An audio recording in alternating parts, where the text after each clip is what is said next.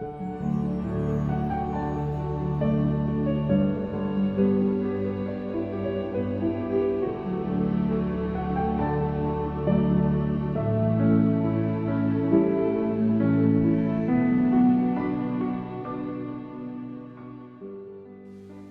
un camino empinado y espinoso, acosado por peligros de toda clase, pero es un camino y lleva al corazón mismo del universo. Puedo decirles cómo encontrar a aquellos que les mostrarán la puerta secreta, que solo se abre hacia el interior y se cierra rápidamente para siempre detrás del neófito. No hay peligro que un coraje indómito no pueda conquistar. No hay prueba que una pureza sin mancha no pueda atravesar. No hay dificultad que un fuerte intelecto no pueda superar. Para aquellos que se ganan el seguir adelante, hay una recompensa más allá de cuanto pueda decirse. El poder de bendecir y de salvar a la humanidad.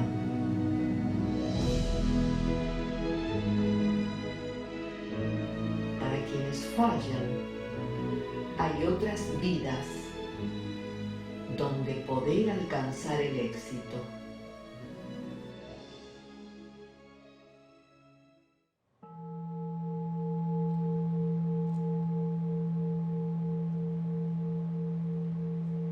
Los jefes quieren que se establezca una hermandad de la humanidad, el inicio de una verdadera fraternidad universal, una institución que se dé a conocer en todo el mundo y que llame la atención de las mentes más elevadas.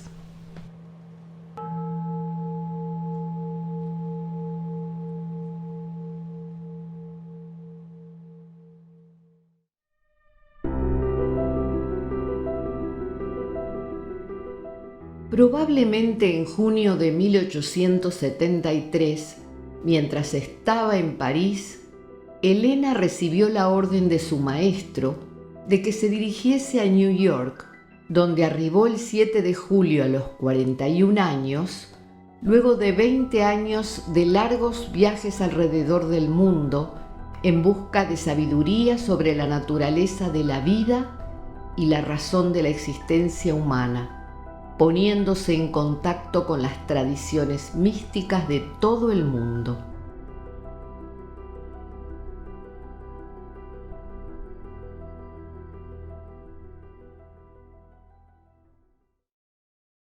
Henry Steele Olcott nació el 2 de agosto de 1832 en Orange, New Jersey.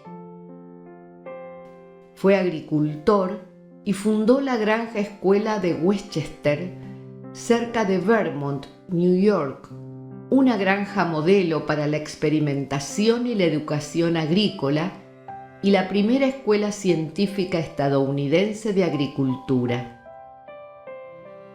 Un luchador incansable contra la corrupción en la guerra civil, trabajó en el ejército como comisionado especial del Departamento de Guerra, siendo escogido para dirigir investigaciones en relación a fraudes, corrupción y sobornos en la Oficina de Reclutamiento y Pagaduría de New York.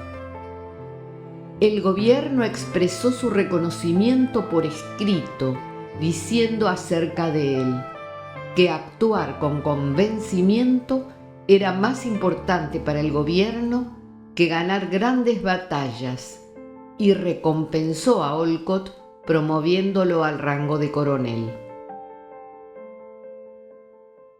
Abogado estadounidense y periodista, en julio de 1874, el coronel Olcott se interesó por el espiritualismo y decidió investigar e informar como periodista los fenómenos espiritualistas que tenían lugar en la granja de los Eddy, en Chindeten, Vermont, y fue allí cuando él y Elena se conocieron.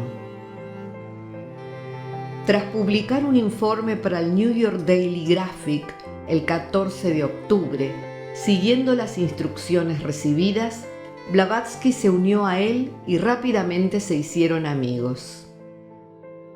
En julio de 1875, Elena escribió en su álbum de recortes: las órdenes recibidas de la India indican que se debe establecer una sociedad filosófico-religiosa y se debe escoger un nombre para esta, también que debe elegirse a Olcott.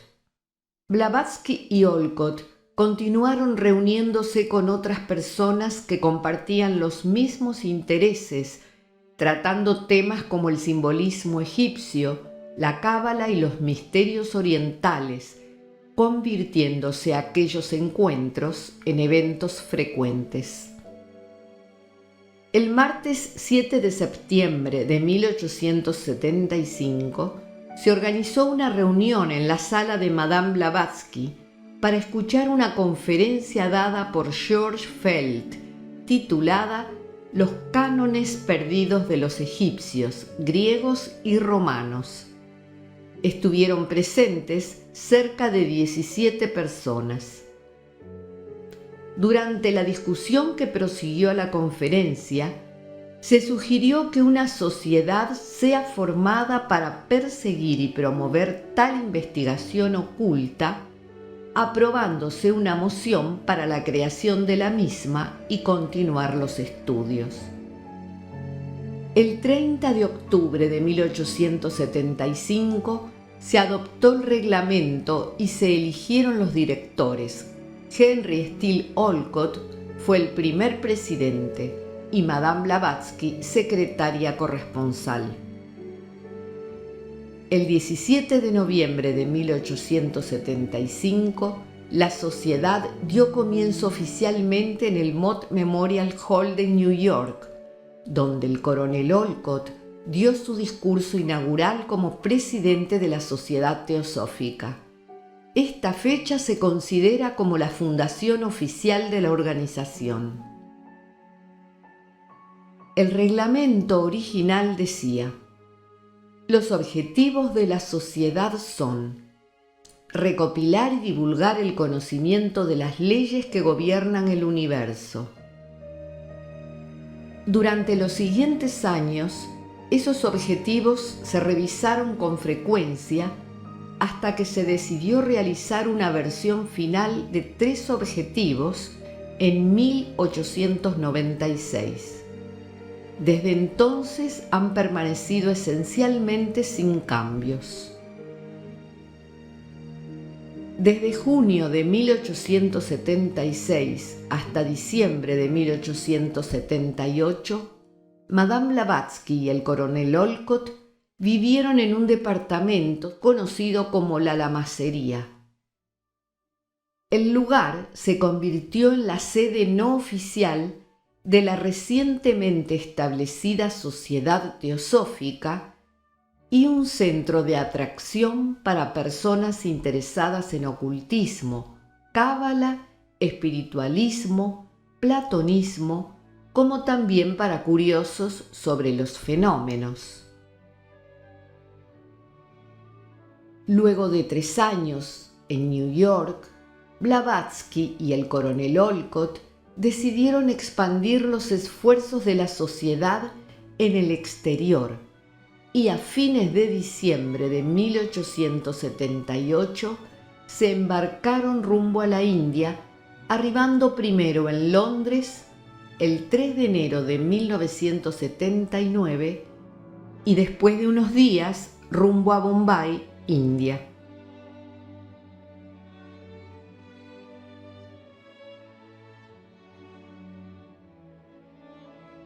The attitude with which they came is demonstrated by that account of how Olcott, when arriving on the soil of India, bent down to worship that soil.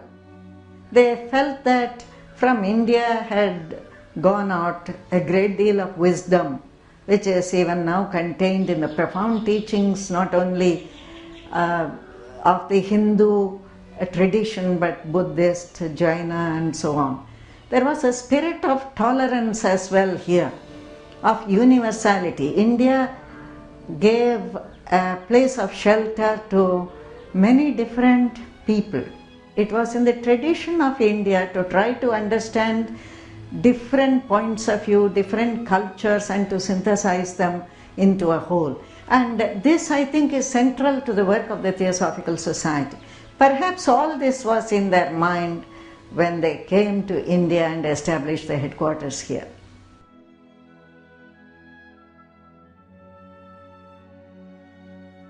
En 1881, Elena escribiría: la sociedad teosófica no enseña ninguna nueva religión, no promulga ningún credo propio, no sigue ningún líder religioso y distintivamente y enfáticamente no es una secta, nunca lo ha sido.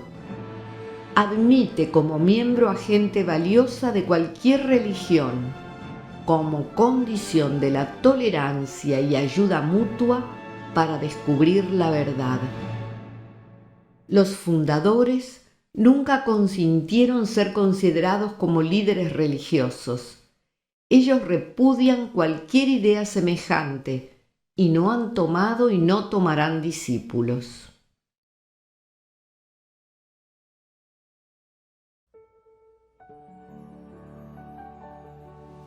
Te propongo formar un núcleo de la fraternidad universal de la humanidad sin distinción de raza, credo, sexo, casta o color.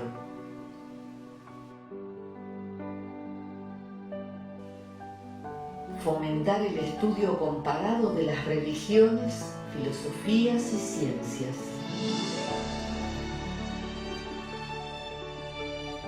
Investigar las leyes no explicadas de la naturaleza y los poderes latentes en el hombre.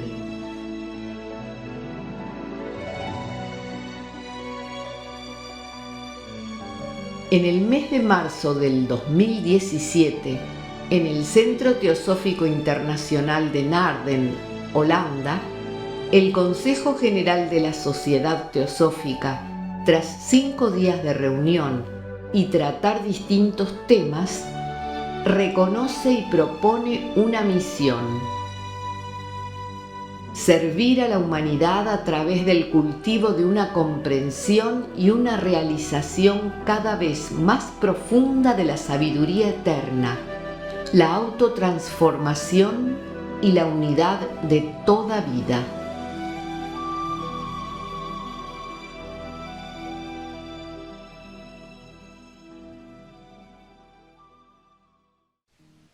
La doctora Annie Besant señaló acerca de la importancia de acercarnos a la sociedad teosófica, tratando de obtener una clara visión de su propia historia como un modo de conocer y comprender los motivos de su fundación y su proyección en el futuro hacia los siglos por venir.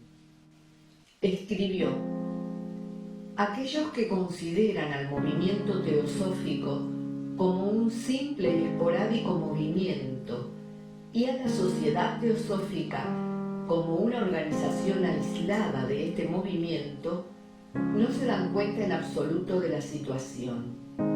Y como no siguen las huellas de su pasado, no pueden captar las posibilidades de su futuro ni comprender las condiciones de su existencia actual, presente. Veremos la historia seccional dividida en 4 partes. Cada división está determinada por eventos que han marcado un punto de inflexión en el desarrollo seccional.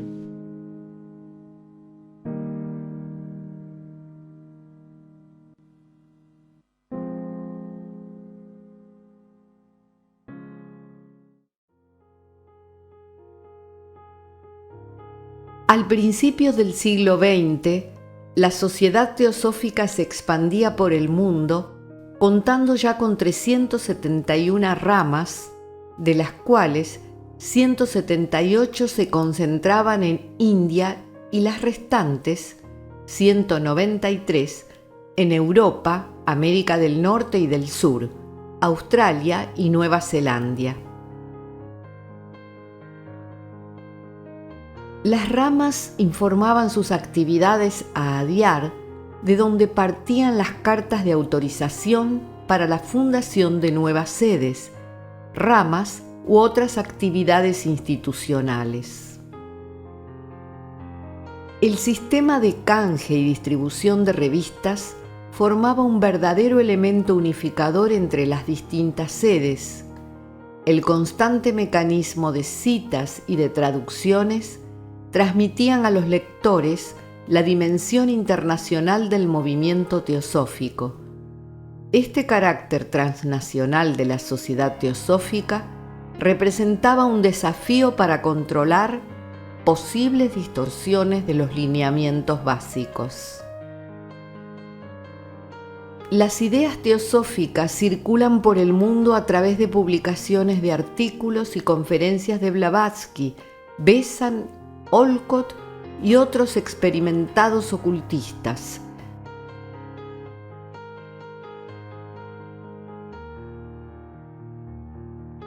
Destacándose revistas como The Theosophists, editada en inglés en Adyar.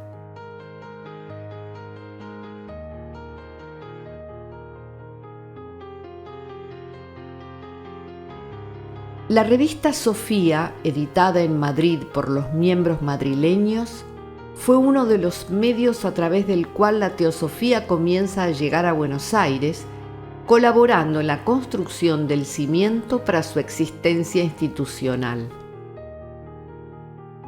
El 7 de enero de 1893 se fundó en Buenos Aires la primer rama teosófica que tomó el nombre de Luz.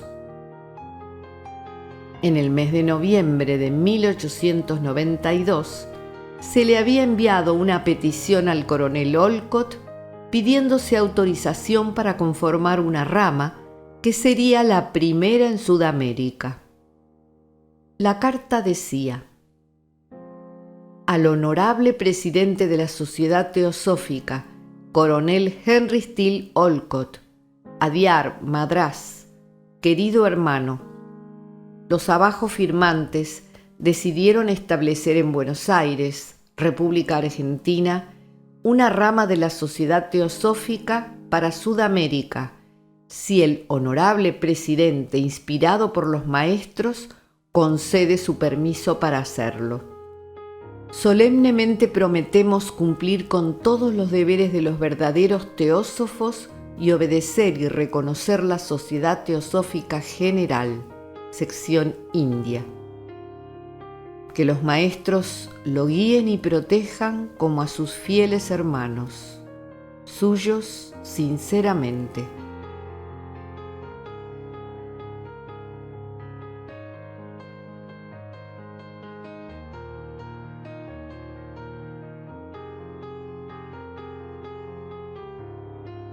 La rama Luz fue fundada por el comandante capitán de fragata Federico Wenceslao Fernández y su primer presidente fue la señora Antonia Martínez Rollo.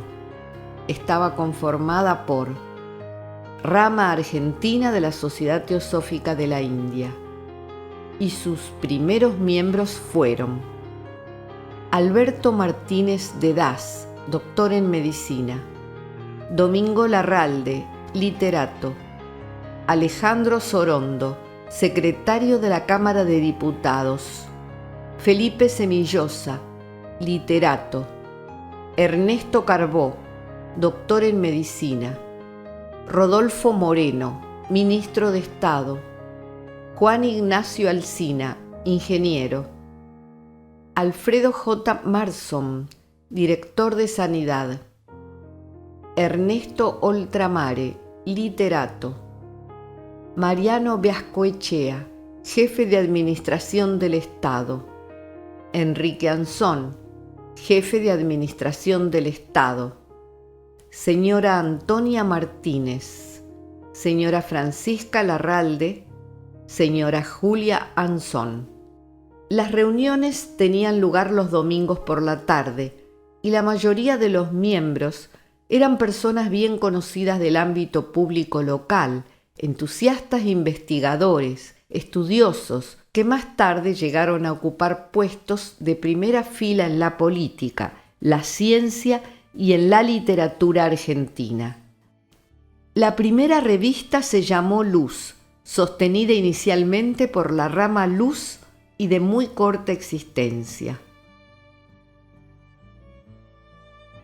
En 1892, Alejandro Sorondo se puso en contacto por primera vez con la enseñanza teosófica. Ocupó la cátedra de Geografía en escuelas normales de la capital federal.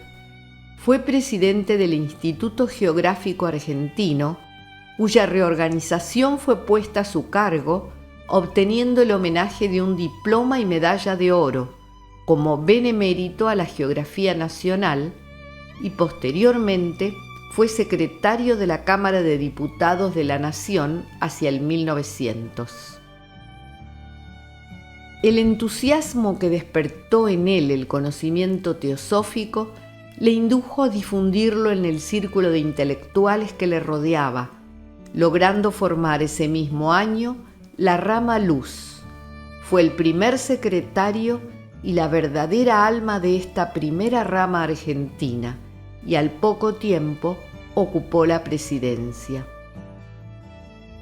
De su mano llegó un importante emprendimiento editorial, la revista Filadelfia, que llevó a toda América Latina los primeros vislumbres de la teosofía.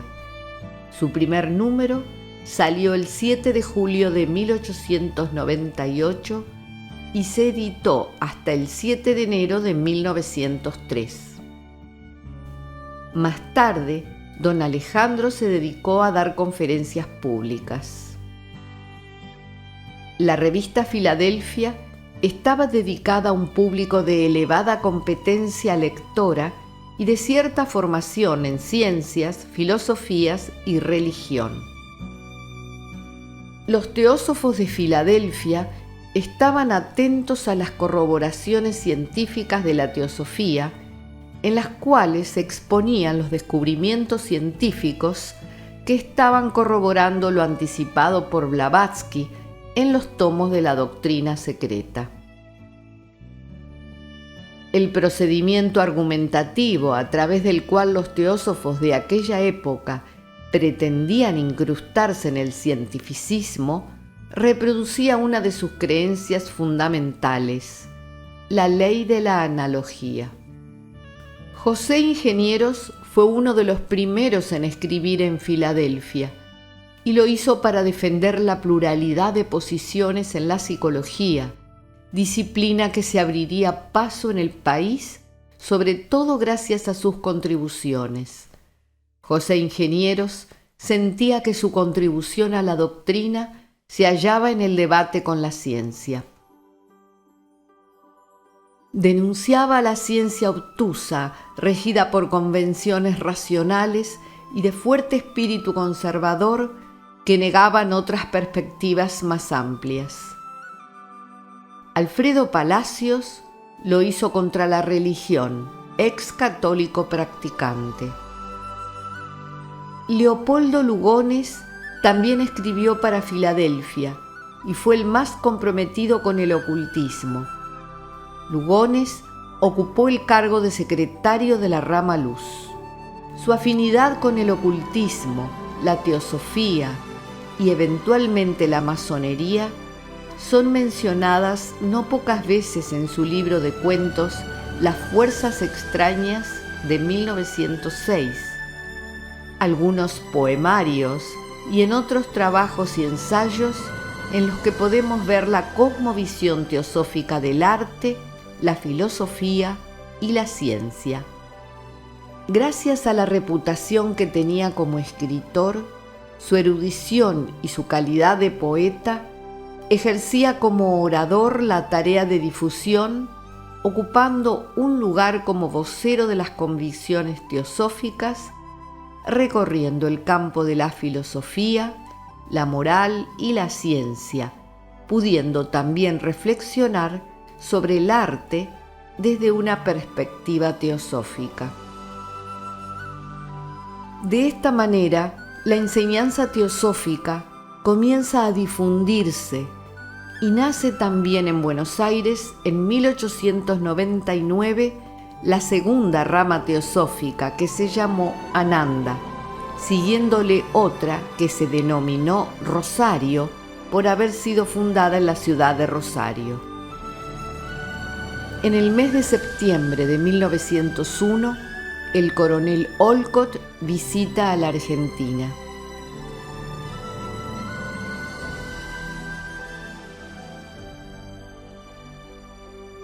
Por orden cronológico, fueron naciendo en 1901 en Buenos Aires la rama Vidharma, que luego se llamó Dharma, y la rama Aurora en la ciudad de Rosario.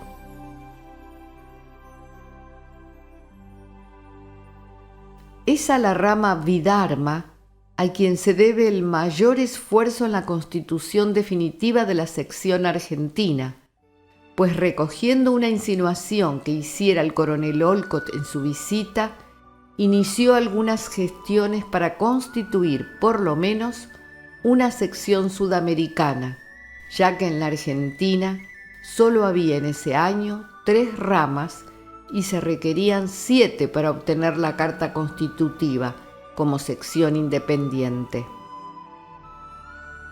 Una sección sudamericana era factible, ya que a las 3 ramas argentinas podían unirse 2 que había en el Uruguay, 3 en Chile, una en el Brasil y otra en Perú, pero las gestiones no dieron resultado, pues solo manifestaron su conformidad 6 ramas, las de Brasil, una de Uruguay, 2 de Chile y una sola de la Argentina, la rama Vidharma. En 1902, el coronel Olcott designa a don Luis Scheiner como agente presidencial, cargo que sucesivamente ocuparon don Einar White, el comandante Federico Wenceslao Fernández, don Adrián Madril y por último don José Melián, quien actuó hasta la constitución de nuestra sección y a quien se debió en gran parte no solo la creación de nuestra seccional, sino también las de Brasil y Chile, pues trabajó enormemente en tal sentido desde su residencia en el Paraguay. En el año 1905 nace la rama Irania en Montevideo. También en 1905 ve la luz pública otra importantísima revista, La Verdad, fundada por el comandante Federico Wenceslao Fernández, con colaboración de las personalidades mencionadas. Ella ocupó el lugar que la revista Filadelfia había dejado vacante, teniendo características diferentes a ella. La revista da a conocer la noticia del primer fracaso de la rama Vidharma sobre la creación de la sección argentina, con estas alentadoras palabras: el porvenir encierra perspectivas halagüeñas para esta parte del mundo, y cuando llegue el momento de constituir la sección, los principales países de Sudamérica la tendrán cada uno para sí, lo que parece más práctico y razonable. El coronel Olcott deja este mundo el 17 de febrero de 1907, 6 años después de haber pasado por nuestro país en su gira por Latinoamérica. Dijo Shinaraya Dasa: con HPB hubiéramos tenido las enseñanzas teosóficas, pero sin Olcott no hubiésemos tenido una sociedad teosófica esparcida por todo el mundo. El Mahatma Kutumi escribió sobre Olcott: podemos confiar en él en todas circunstancias, y su entregado servicio está dedicado a nosotros, tanto en la adversidad como en el éxito. Mi querido hermano, mi voz es el eco de la justicia imparcial. ¿Dónde podemos encontrar una devoción igual? Es una persona que nunca pregunta, sino que obedece, que puede que cometa innumerables errores, llevado de un excesivo celo, pero que siempre está dispuesto a reparar su falta, incluso a costa de la mayor de las humillaciones, que aprecia el sacrificio de la comodidad e incluso de la vida como algo que debe arriesgarse con alegría cuando sea necesario, que comerá cualquier cosa o incluso pasará sin comer, que dormirá en cualquier cama, que trabajará en cualquier lugar, que confraternizará con cualquier paria, que soportará cualquier privación por la causa. El día 3 de febrero, los Mahatmas habían visitado a su viejo servidor. Iba a ser la última vez durante su vida consciente sobre la tierra. En el diario de notas del presidente, escrito por Marie Roussac, consta lo siguiente: los maestros vinieron esta mañana y le dijeron al coronel que su trabajo había terminado. Le agradecieron su lealtad y el trabajo por la causa. Los Mahatmas habían escrito: la ingratitud no es uno de nuestros defectos. La doctora Annie Besant fue elegida como sucesora del coronel Olcott, cargo que ocupó hasta su muerte el 20 de septiembre de 1933. En 1909 nace en Rosario la rama Hipatía.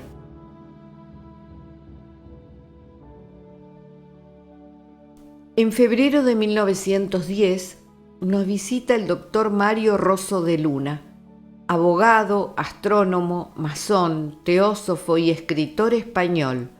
Fue un colaborador en la difusión del conocimiento teosófico en nuestro país. En su visita emprende una gira de conferencias que abarca Buenos Aires, La Plata y Mendoza. En sus libros, Rosso aplicó la doctrina teosófica a múltiples campos, como la musicología, los mitos precolombinos y el folclore español. Tradujo al castellano las obras de Blavatsky y produjo una larga serie de libros propios, agrupados en la llamada Biblioteca de las Maravillas, como así también fundó la revista Hesperia, siendo también columnista en numerosas revistas. Van naciendo nuevas ramas. En 1911, la rama Pitágoras en Rosario,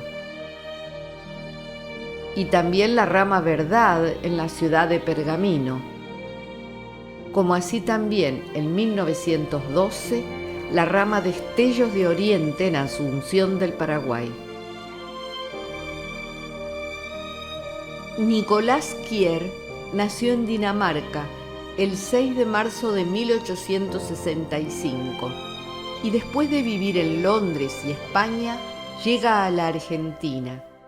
Frecuentaba la librería de Emilio de Pérsico en La Plata, en donde se encontraba con Leopoldo Lugones, Alfredo Palacios, Joaquín B. González, José Ingenieros y otros grandes pensadores, y como teósofo siente dentro suyo la misión de difundir las enseñanzas de los grandes maestros de la cultura de Oriente, por lo que en 1907 compra la librería de Emilio de Pérsico y la llama Librería Teosófica.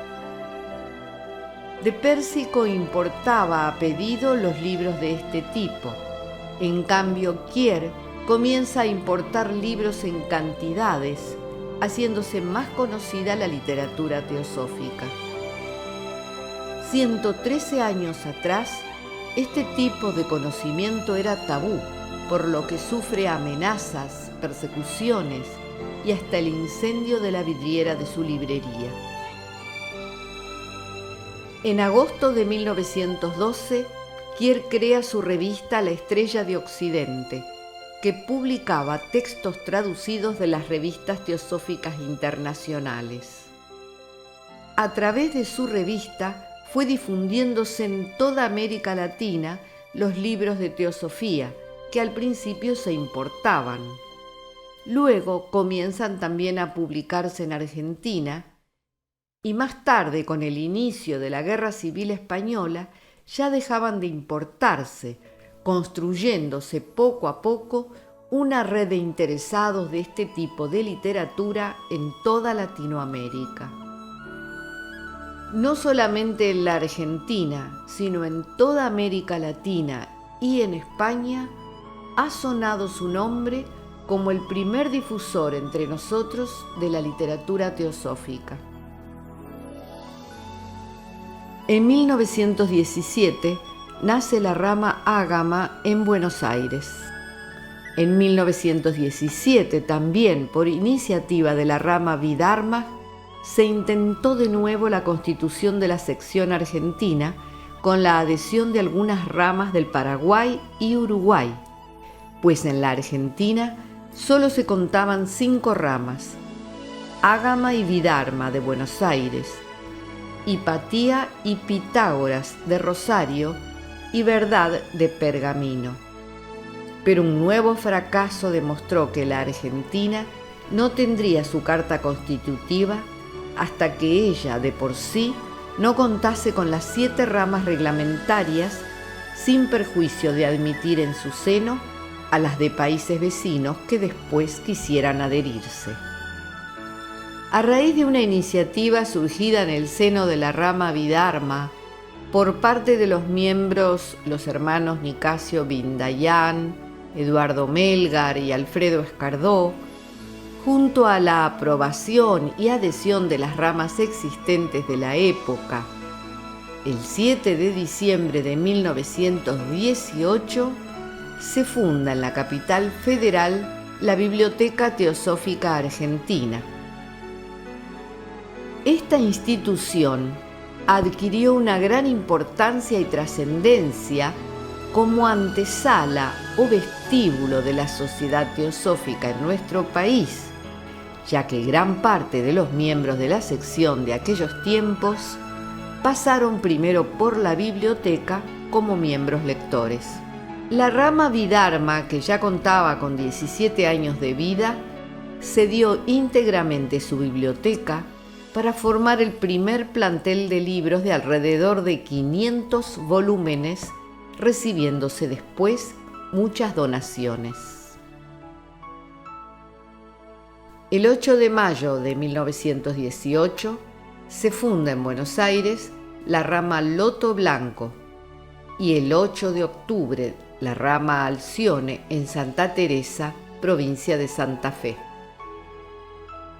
En 1917, la entonces rama Vidharma publica su primer órgano oficial con el título Ondas Búdicas, que pudo sostenerse por 2 años, la cual vemos llegando a España, entre otras publicaciones, que estaban circulando por el mundo.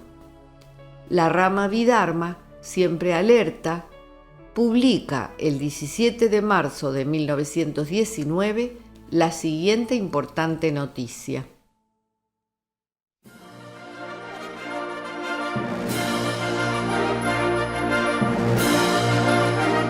Quizás ha llegado ya el momento de unir a las logias formando sección nacional.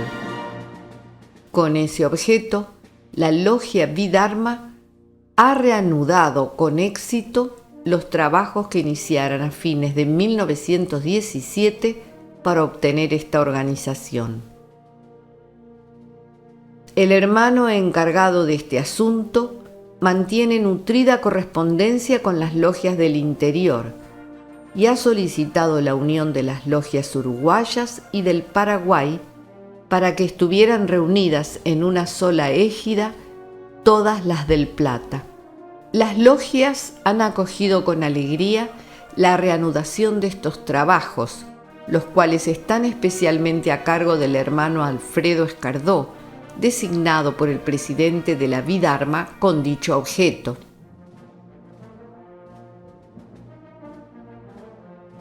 Tras la fundación de la rama Gautama de Mendoza, bajo la presidencia del doctor Manuel Lemos en mayo de 1919, con cerca de 50 miembros, consolidó más el optimismo de los organizadores y por fin, el 6 de julio siguiente, el sueño incansable de la rama Vidharma se realizaba. Con el acto inaugural de la sección argentina, comienzan nuevas actividades teosóficas en nuestro país. Ese memorable día, el 6 de julio de 1919, a las 3 de la tarde, en el propio local de la rama Vidharma, los delegados de 8 ramas argentinas, una uruguaya y otra paraguaya, que representaban en conjunto a 264 miembros reunidos en convención, quedó constituida la seccional, cuya carta constitutiva reproducimos aquí. La doctora Besant firma la Carta Constitutiva de la Sección Argentina, fechada un 18 de enero de 1920. La Carta Constitutiva de nuestra sección nacional lleva el nombre de estos 7 hermanos presidentes de 7 ramas. Las ramas confederadas estaban representadas por los siguientes hermanos: Doctor Federico Valles Vargas, por las ramas Loto Blanco de Buenos Aires y Gautama de Mendoza. Don Fernando Márquez, por la Vidharma de Buenos Aires. Don Norberto Miranda, por la Ágama, también de Buenos Aires. Don Adrián Madril, por las ramas Irania de Montevideo, Destellos de Oriente de Asunción del Paraguay y Verdad de Pergamino, provincia de Buenos Aires. Don Severo Marino, por la rama Alcione de Santa Teresa, provincia de Santa Fe. Don Oscar Gosweiler, por la Pitágoras de Rosario de Santa Fe. Y don José Yervino, por la rama Hipatía de la misma ciudad. De esta primera convención surgió el primer secretario general de la sección argentina, cargo que recayó en el hermano doctor Federico Valles Vargas, presidente entonces de la rama Loto Blanco, que representaba en ese acto.